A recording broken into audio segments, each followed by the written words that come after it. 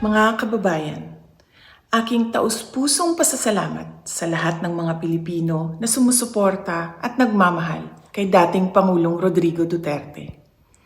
Sa mga kababayan natin sa Pilipinas, the Netherlands at iba't ibang panig ng mundo, napakalaking bagay para kay Pangulong Duterte ang pagtitipon ninyo para sa kanyang pag-uwi at kaarawan.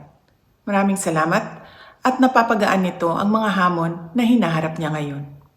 Alam din ni Pangulong Duterte na haharapin niya ang ICC na kasama ang lahat ng mga Pilipino sa iba't ibang panig ng mundo, lalo na ang mga kababayan natin sa Pilipinas. Sa kanyang pagdiriwang ng kanyang 80th birthday, huwag nating kalimutan na ipagdasal sa Diyos na sana ay biyayaan pa siya ng mas magandang kalusugan at mas mahabang buhay. Hilingin din natin sa Diyos na sana ay makauwi na agad si Pangulong Duterte sa Pilipinas. Ang ating mga pagtitipon ay nagpapatunay ng lakas, tapang at paninindigan ng mga Pilipino. Sana ay magpatuloy din ang inyong suporta at pagmamahal sa ating dating Pangulo hanggang sa darating na halalan ng ating mga senador.